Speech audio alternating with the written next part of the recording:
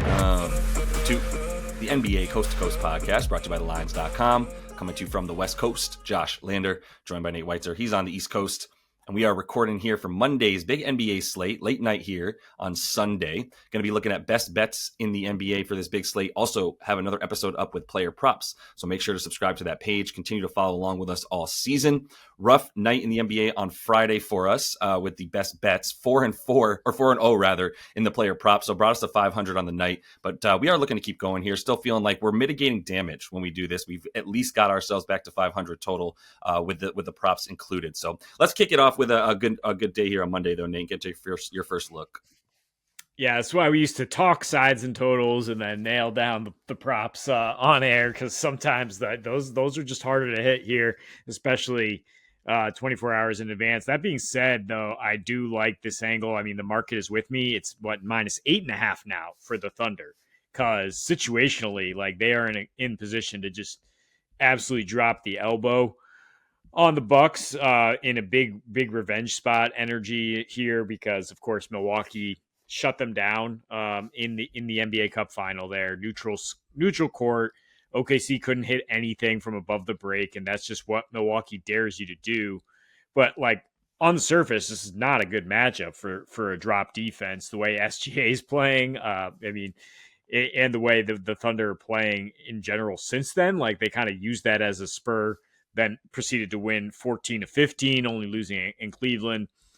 After that, basically only the Mavs and Dubs have beaten them at home, like in the last year and a half. 26-0 at home otherwise versus any other team. And the only team to cover 7 this season was the Clippers, with the Thunder on a back-to-back after losing Chet and not having Hartenstein yet. Now they're coming off, they've been waiting at home while Milwaukee's playing as we speak in Memphis, or versus Memphis. So they're going to be bruised up. All veteran all the three vets are playing tonight. So who knows who's going to sit tomorrow? Probably Chris Middleton. Bobby Portis still away from the team. So I don't trust the Bucks as a veteran team here on short rest. We saw what just happened in Portland with that. They just went 1-3 straight up on a road trip against the West and against the spread. They're 3-8 against the spread with the rest disadvantage, versus Thunder, easy win over the Sacramento Kings, who we can get to later in terms of where they're at. But just, you want to talk about, we don't dominate down low. We're not big enough. Like 70 rebounds, 74 paint points against the Kings team that can be solid down low, and all that without J-Dub, who probably is going to come back for this one.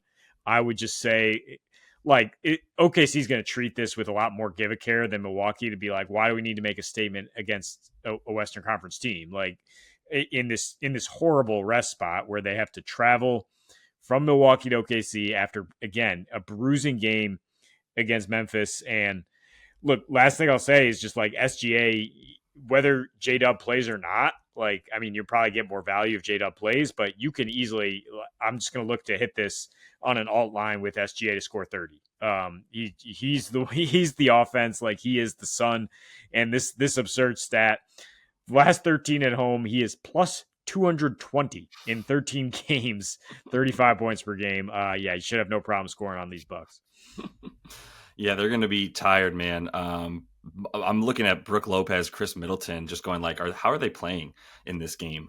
This spread reflects like sportsbooks going, man, we think this should probably be closer to double digits, and we'll just wait to see what happens. And obviously there's a game going on with Milwaukee in it as we're recording and talking about this game. So this might be 9.5. It's a nasty boy game for this one with Memphis and Milwaukee. You called it a bruiser.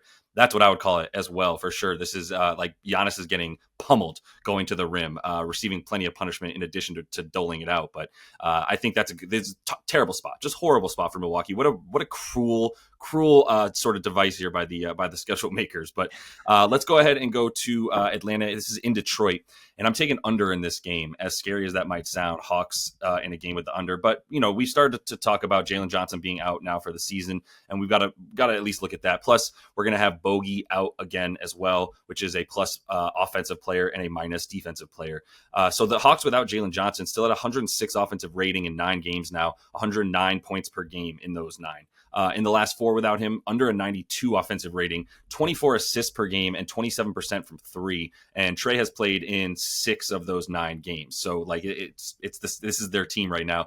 They've gone under in 7 of 9 with that rating with him. And yeah, the defensive rating goes up is the other thing, which I'm not really tying to Jalen Johnson. I am tying to like this need to play a lot slower and a lot better in the half court than just giving up transition point after transition point like the Hawks were doing when they were attacking in transition, and they had Jalen Johnson doing the majority of that for them. Now they're a half court team. They're going to be equally as efficient on offense with Trey out there as they have been on the season. I would imagine he has been that secondary ball handler for them, and that's helped them a lot. But when Trey is going with, I guess at this point, Okongwu, because we're not going to have Capella, it's still enough for them to like get their offense going. But it's all in the half court at that point. Everything slows down. The transition drops a ton for them. So that's what I'm looking at more than anything. Is just, yes, the pace remains high because they try to get shots off in the early in the shot clock for Atlanta, but they're still not getting out into transition where they're much better.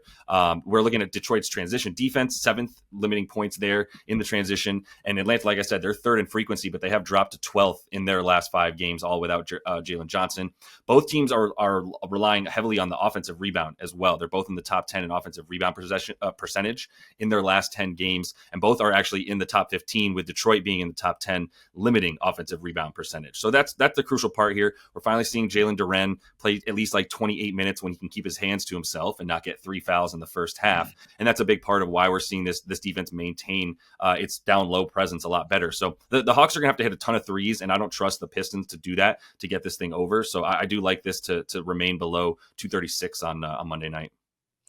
Yeah, I mean, much better look than when I was saying Hawks Cavs under, because the Cavs can obviously blow doors off anybody. Yeah. The Pistons should not be that type of team. Like Cade is playing out of his mind right now, but I just don't know.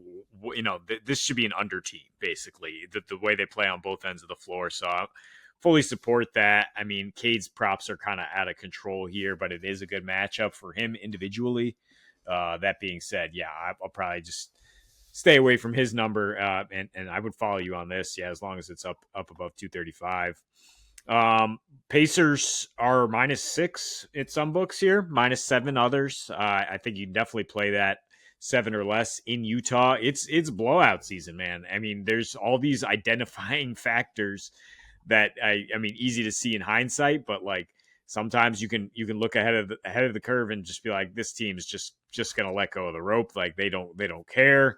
They're not trying to win. Utah coming off a win. Great. That they don't want to win multiple games in a row. They are building for the future.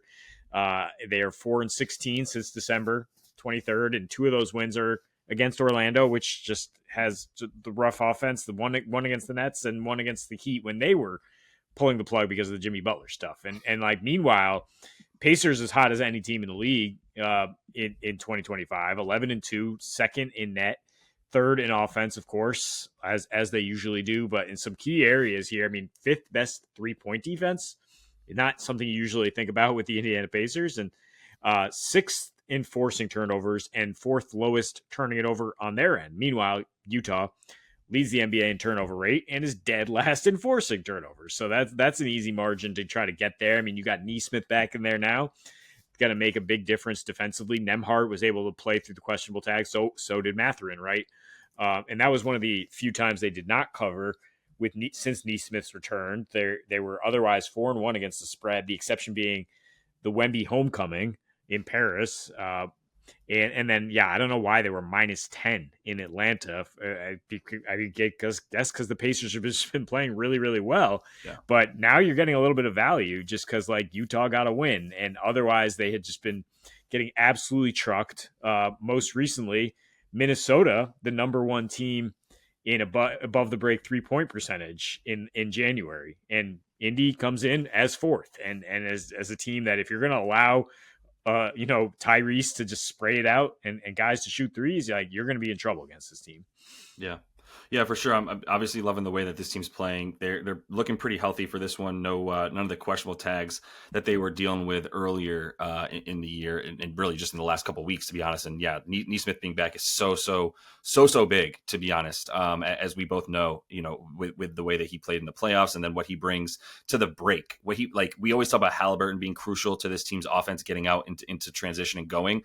Aaron Nesmith's massively important for that as well, as someone that you can trust. Like he's not Obi Toppin in the sense of high flying, but like if you could trust Obi on defense the way and on offense the way you could trust Nesmith, you'd have someone who's explosive to get out into transition, get the rebound on defense, and go. And Obi's capable of that, but he's not a 30-minute game player. Aaron Nesmith is that with defense to boot on top of it all, and I think they've been missing him a lot. And we could see a little bit of a decrease in Obi without the need for someone like that to come in all the time. Just a slight decrease from like 20 minutes down to like a more 15-ish for him. But yeah, loving the way this team's playing. I'm going to close it out and go against my boys here. I got to take Houston +5 in New York.